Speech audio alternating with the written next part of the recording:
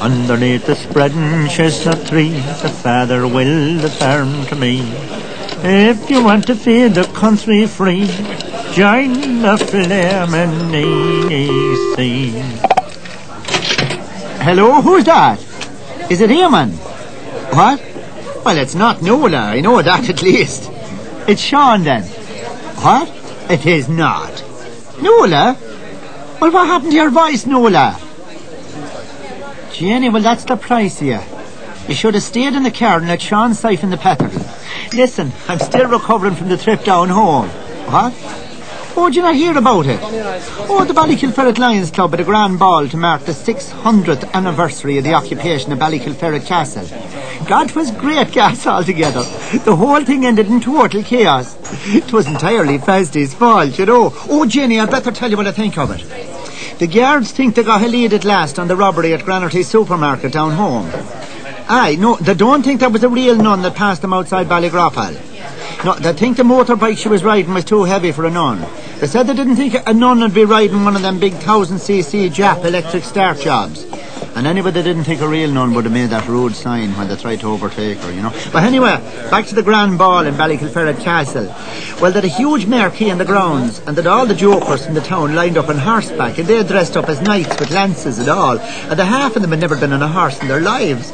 And they all lined up waiting to give a display charge after the supper and before the dance. Now, Festy was to give the signal for the charge, but of course there's no sign of him. He's been missing all night. He was supposed to fire the big cannon on the battlements earlier in the evening to start the festivities, but of course he wasn't to be found. So they send an odd Rooney into the town to try and find him. So, oh listen, the canon has complained to the bishop about the nuns going up to Dublin to see the rugby match against Scotland. What? Oh, did you not hear what happened? Oh, I said there was murder altogether. No, apparently some Scottish lad passed a smart remark about the Irish team, and Sister Pugnacious lost the cool and hit him a karate blow that sent him flying. Well, that was bad enough, like. But then Sister Placidus went in with the boot, and the fella hasn't much protection in a kilt, you know. So I think that's the end of the rugby trips to Dublin for the nuns, you know. But where was I? Oh, aye, the grand ball. Well, the nod finds Festy fast asleep in the bed. He's been guzzling the wine when they were getting ready for the ball earlier. And Festy gets the fright of his life and leaps out of the bed, and he fully dressed, and away down the town with him and into the castle by the back way and up onto the battlements where the cannon is waiting to be fired. And he thinking it's still only tea time. Now all the jokers is sitting up on the horses waiting for the signal for the charge, which is supposed to be the dropping of a silk handkerchief. And doesn't Festy light the taper on the cannon? And it goes off with a massive wallop, and of course all the horses gets diarrhea on the spot, and they heads for the marquee like greased lightning.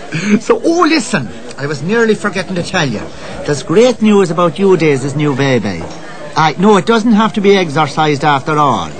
No, apparently young Packy put the parrot under the Moses basket, and that's what was doing the talking. But anyway, back to the grand ball again. Well, they're just finishing the supper when all the horses comes tearing through the side of the marquee, and the riders screaming in terror on the backs of them, and the lances pointing straight out ahead of them, and they take tables and all with them, and the sucking pigs and trifle and guests flying in all directions. I believe one of the riders got his lance stuck in the ground, and he pole vaulted up the front of the castle and straight through the window of the ladies' powder room. And then a row breaks out between the Ballygroppal lads and the Ballykilferret lads, and the Ballykilferret lads takes to the castle, and there's a siege going on. And the Nod Rooney sends for his reverence the canon to come up and make peace between them, like.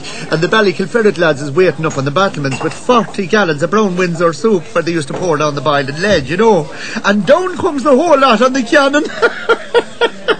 I believe there was murder altogether.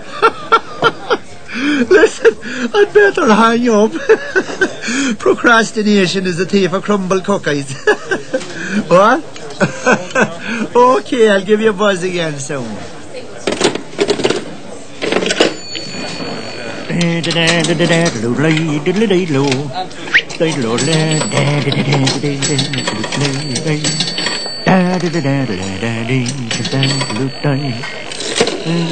Underneath the spreading chestnut tree, the father will the farm to me.